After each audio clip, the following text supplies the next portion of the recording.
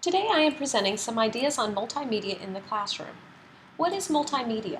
What are the learning outcomes of using it? And how can it be used? According to techterms.com, the term multimedia is the integration of multiple forms of media. It includes text, graphics, audio, and video. An example of multimedia is my daughter's favorite computer game, Club Penguin. It has moving pictures, talking penguins, and text for her to read. She'd play it all day if we allowed her to. She is motivated to get to the next level and earn her virtual rewards. When it comes to using technology and multimedia, she is no different than her peers. It is a natural and logical step to move technology into the classroom and use it for educational purposes. Today's students are called digital natives. They were born into a world that was hyperlinked. They have never had to dig out a coin for the payphone to call home, or use the card catalog in the library to find a book for a research project. This makes them unique. Today's students have had quite a bit of exposure to technology. What are they doing with it? Well, they text, tweet, Facebook, download songs to their phone, play Xbox and video games, and watch shows that they have DVR'd. They're probably doing them all at the same time. According to Salloway and colleagues, in a 2006 article in the EDUCAUSE Center for Applied Research Study, in their study about undergraduate students and information technology, students were estimated to spend from 6.5 to 11 hours per day multitasking on the above-mentioned activities.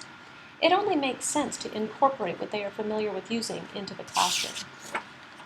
In his 2009 article entitled Multimedia Teaching with Video Clips, TV, Movies, YouTube, and MTVU in the College Classroom, Ronald A. Burke of the Johns Hopkins University lists 20 positive learning outcomes of using multimedia technologies in the classroom.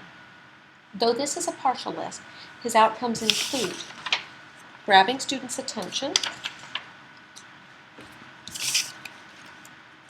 focusing students' concentration, generating interest in class, creating a sense of anticipation, improving attitudes toward learning and content, increasing memory of content, fostering creativity, inspiring and motivating students, decreasing anxiety and tension on scary topics, and making learning fun. In the same article, Beck further explains the effects of multimedia on the brain. The brain has two hemispheres that perform separate functions.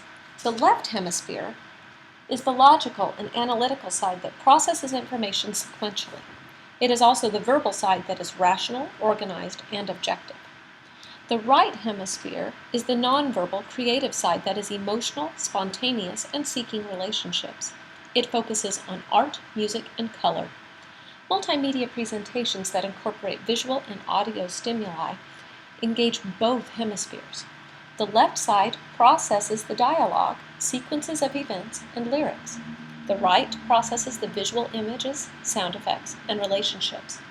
Involving both hemispheres can increase recall and retention of information. Advertisers use this all the time. They pair a catchy tune, a memorable moment, or a distinctive image with their product or service. Voila! Instant and lasting product recognition. Who could forget the "I'd like to buy the world a Coke" song, or the contents of a Big Mac? 2 all-beef patties, special sauce, lettuce, cheese, pickles, onions on a sesame seed bun. We know that multimedia can have positive learning outcomes for our students, so how can we use them to their best advantage? Burke's article lists some steps for using a video clip in teaching.